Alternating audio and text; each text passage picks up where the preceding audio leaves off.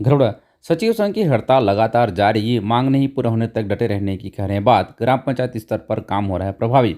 बता दें कि छत्तीसगढ़ प्रदेश पंचायत सचिव संघ का हड़ताल लगातार जारी है और आज भी सचिव हड़ताल पर बैठे हुए हैं, जिसकी वजह से ग्राम पंचायत स्तर पर जो बेसिक बुनियादी काम है वो प्रभावित हो गया है और ग्रामीणों को अच्छी खासी परेशानियों का सामना यहाँ पर करना पड़ रहा है।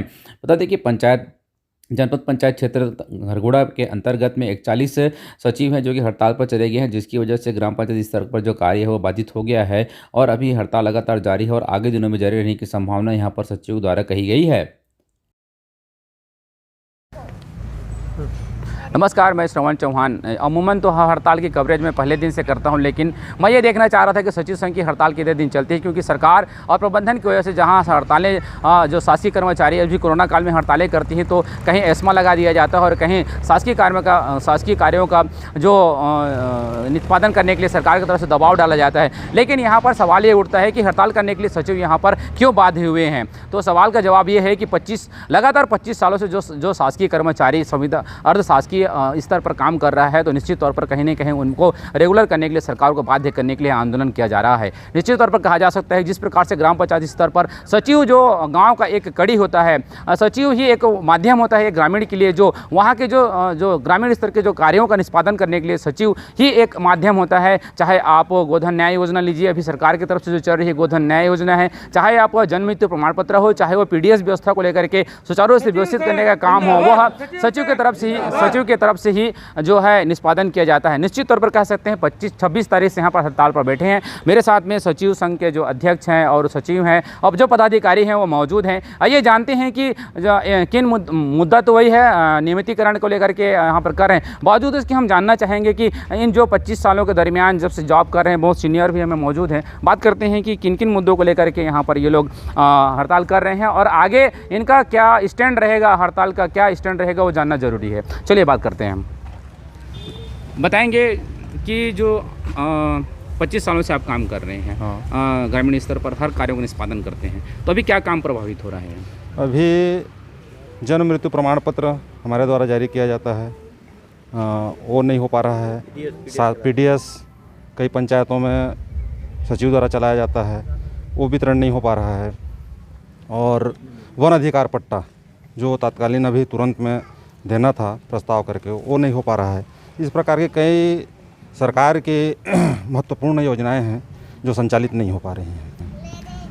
निश्चित तौर पर कहीं ना कहीं सरकार का जो योजना है वो प्रभावित हो रहा है और सचिव जी हैं जानते हैं कि और किन किन बातों को लेकर के वह स्टैंड रखे हुए हैं और आगे इनका क्या रुख रहेगा।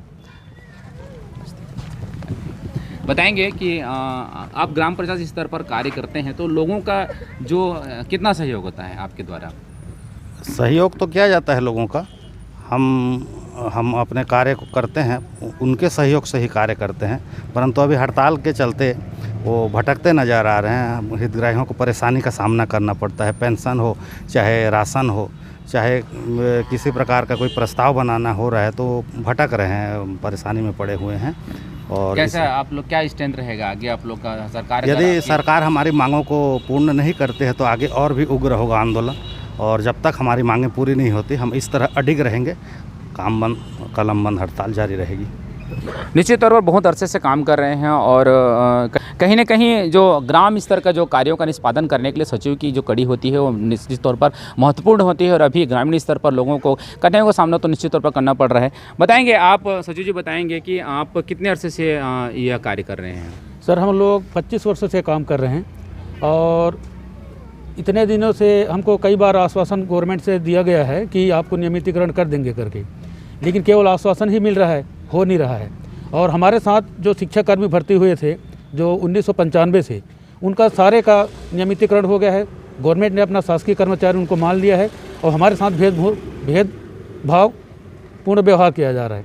तो हमारे प्रदेश के सभी सचिव जब तक मांग पूरा नहीं होगा हम इसी प्रकार आंदोलन करते रहेंगे। और निश्चित तौर पर कह सकते हैं कि जो मानदेय है सरकार का वो 15 वर्षों के बाद में ज़रूर थोड़ा बढ़ा हुआ मिलता है, लेकिन जो इनकी मुख्य मांगे हैं वो मांगे हैं नियमितीकरण, जो इनका एक मुख्य मुद्दा है।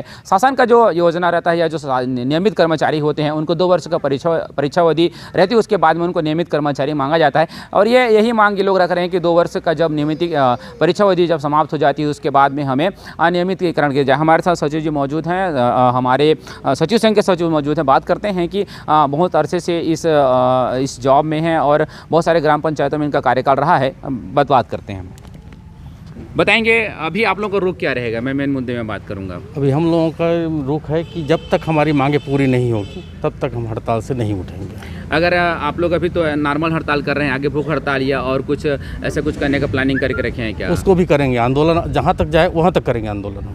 अभी आप लोग यहाँ पे कितने सचिव अभी आप हड़ताल लिए हैं? 41 कुल सचिव हैं यहाँ पे, पूरे 41 सचिव डटे हुए हड़ताल पे हैं। और एक बेसिक बताइए, जो गांव वाले प्रभावित हो रहे हैं आपके हड़ताल पे जाने से, क्या चीज़ है जिससे वो प्रभावित हो रहे हैं?